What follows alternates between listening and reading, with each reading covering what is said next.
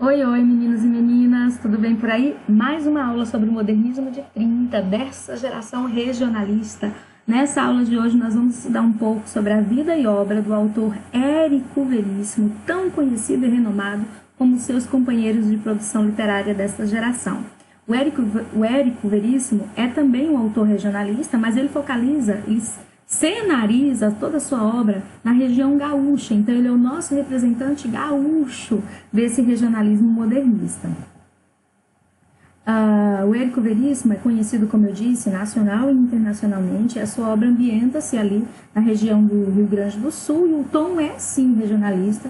A visão de um ambiente social marcado por conflitos entre uma sociedade tradicional, conservadora, mais decadente, e imigrantes europeus ainda em fase de adaptação em uma terra hostil, dominada por coronéis inescrupulosos, mandatários, que direcionavam tudo o que acontecia naquela região segundo as suas próprias vontades. Então, toda a obra do Érico Veríssimo vai atuar de maneira muito realista ao retratar, principalmente na sua grande obra O Tempo e o Vento, a saga de uma família e a formação da cidade de Santa Fé. Mas não são só essas as obras, a obra de Érico Veríssimo, são muitas produções. Toda a sua produção literária, ele busca retratar a vida humana da provinciana Porto Alegre, desde a publicação de Clarissa, uma grande obra, a publicação do autor, até a publicação de Saga, né, passando por Música ao Longe, Caminhos Cruzados, Olhai os Lírios do Campos. O que a gente vai ter vai ser a exposição da crise da sociedade moderna daquela época, cuja nota marcante do autor é expor a falta de solidariedade, o cotidiano caótico dessa população.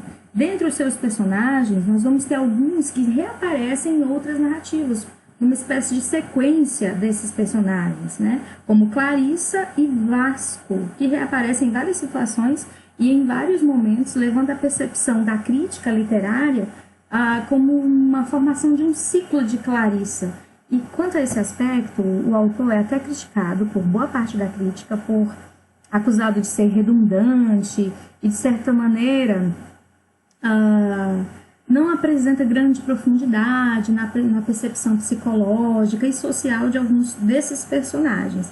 Mas isso, claro, não atingiu a sua produtividade literária e a sua popularidade, porque teve grande aceitação do público e se compara a outro grande escritor da sua época, como Jorge Amado, né, que ganhou, as suas obras tiveram adaptações para as telonas, para as telinhas, e de grande repercussão literária.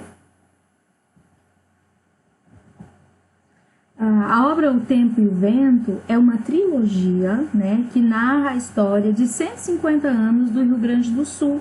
Ela é dividida em 3 partes, é uma obra imensa, longa, uma narrativa muito longa, porque são 150 anos de história, é uma trilogia, a saga mais famosa do Érico Veríssimo, é dividida em 7 volumes. O primeiro deles é O Continente, né, a primeira parte, a segunda é O Retrato, a terceira, O Arquipélago. Aqui vão ser apresentados os grandes personagens inesquecíveis da literatura modernista de 30. Ana Terra, uma delas, o capitão Rodrigo Cambará, que são apenas 2 dos grandes personagens inesquecíveis que vai aparecer em toda essa narrativa. Então, tudo vai se centralizar ali na região gaúcha, vai apresentar as guerras, a bravura dos homens, a tenacidade das mulheres. São apenas alguns desses temas que aparecerão em toda essa obra. Então, toda a obra O Tempo e o Vento remonta para o passado histórico do Rio Grande do Sul, entre os séculos XVIII e XIX, e vai abordar as disputas por terra, disputas por poder, ali com as famílias principais, a família Amaral, a família Terra e a família Cambará. E os personagens históricos, como Ana Terra, essa obra já foi reproduzida 2 vezes pela Rede Globo, se eu não me engano, já virou série, filme, minissérie. E a grande personagem Ana Terra tem, inclusive, um livro dedicado apenas à apresentação dela na saga O Tempo e o Vento. Tão expressiva é a participação na obra. E o Capitão Rodrigo Cambará, outro personagem inesquecível, também não fica atrás. Ele também tem uma publicação, tem um filme que direcionado apenas à apresentação de um certo capitão Rodrigo, homem bravo, honrado, comparado aos cavaleiros medievais, no cumprimento de seus deveres, da sua honra, da sua bravura, na proteção da sua família. Então, são personagens inesquecíveis da nossa literatura. A obra, como eu disse, ela é dividida em 3 partes. A primeira parte é intitulada O Continente, volume 1 e o volume 2, e cobre o período histórico do século XVIII até 1895, com as lutas do início da República. Vai abranger todos os conflitos, as lutas, as buscas, as disputas por poder ali no período do início da República. A segunda parte é intitulada O Retrato, também volume 1 e volume 2, e vai focalizar as primeiras décadas do século XX.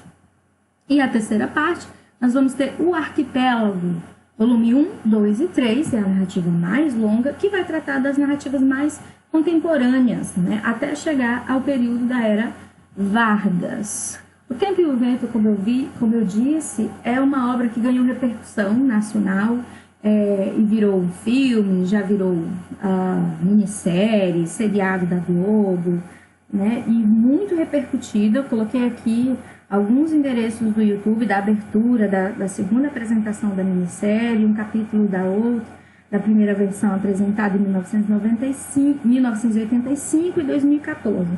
Caso vocês desejem visitar e conhecer um pouquinho dessa obra mais materialmente falando, né?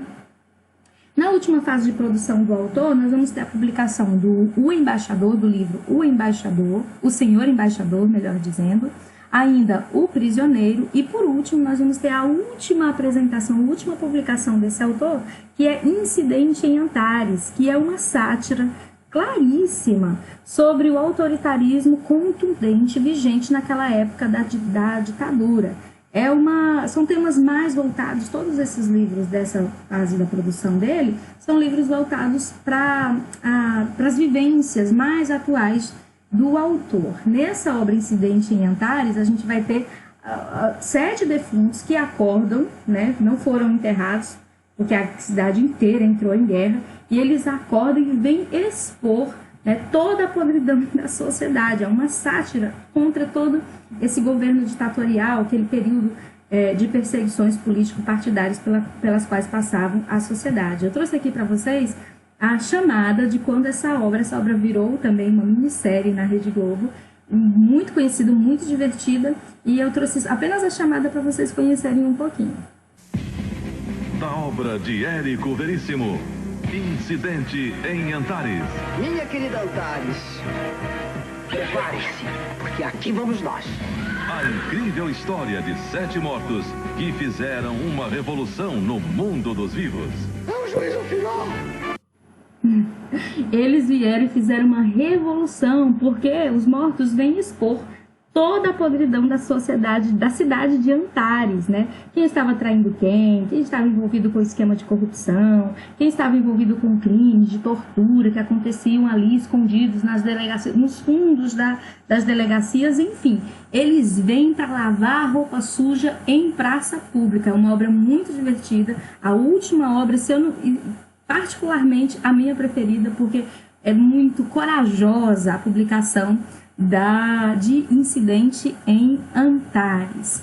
Ok, meninos, esse é o nosso último autor dessa geração. Espero que vocês tenham gostado. Agora nós vamos partir para a versão em poesia, a versão em verso dessa geração de 30. Tá? Respondam os exercícios que eu vou postar na nossa plataforma digital.